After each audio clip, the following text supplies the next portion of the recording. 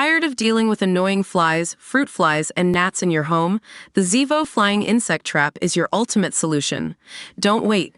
Check out the link in the video description now to get your Zevo Flying Insect Trap on Amazon and enjoy a bug-free home today.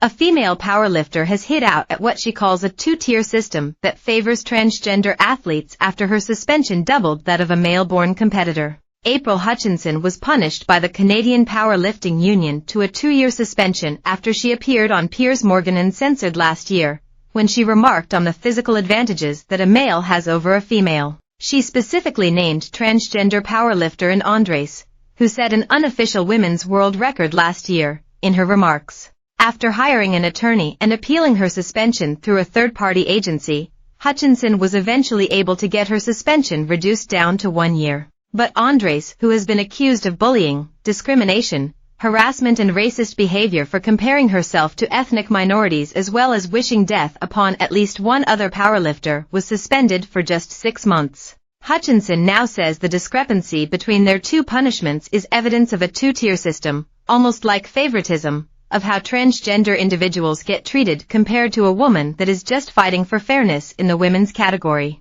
Mind you, all along I was just asking for a separate category, Hutchinson told DailyMail.com, noting that she couldn't even type all of the stuff up that and did. In one instance, Andres posted about a law passed in Alberta that bans transgender women from competing in women's sports and attacked the Premier of Alberta Danielle Smith as well as people who supported the legislation forcing others to call the police on her. Hutchinson said, "May your generation die painfully and leave the youth to inherit a better world," Andres said in the post. The same ing arguments against trans inclusions has, been used historically against black inclusion. One person who filed a complaint against Andres said, as a black woman, Andres' comparisons make her feel uncomfortable and unsafe. Andres allegedly also harassed female athletes who did not want to compete against biological males by blasting them on social media. The complaints continue to say Andres accused the Alberta Powerlifting Union of requesting her medical records and wanting to look at children's genitals, which the union denies.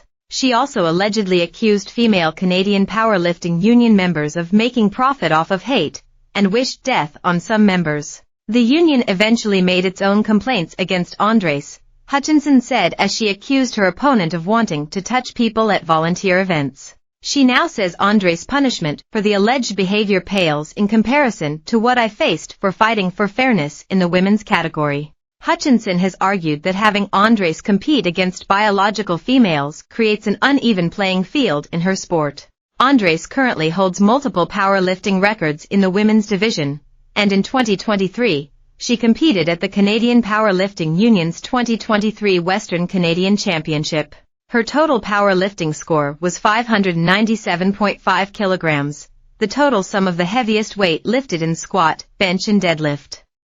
This was more than 200 kilograms than her next nearest competitor, Sujin Gill, at 387.5 kilograms. Following Andres' victory, Hutchinson shared her frustration in a fiery opinion piece for DailyMail.com where she pleaded for fairness in the sport and slammed Andres for mocking her female rivals as weak. She claimed that Andres was taking to social media to mock females, to belittle us as weak, to rub it in our faces. At one point Andres even characterized a female rival as having little T-Rex arms. Hutchinson also said that when Andres won another contest, watching her put a stuffed toy T-Rex on the podium appeared particularly pointed, especially as she noted that the only 2 others on the podium were only there as every other competitor had dropped out. Andres was taking away podium spots and basically getting records that shouldn't be, Hutchinson argued last year. It just doesn't give women a fair chance at sport, it's not an even playing field. Why spend money on federations or a sport when you're just set up to fail or to lose, when there's just so many physical advantages that a man has? There's a reason why sports have men and women categories. We do deserve like fair sports and to have men in our sport. I mean, it's not fair.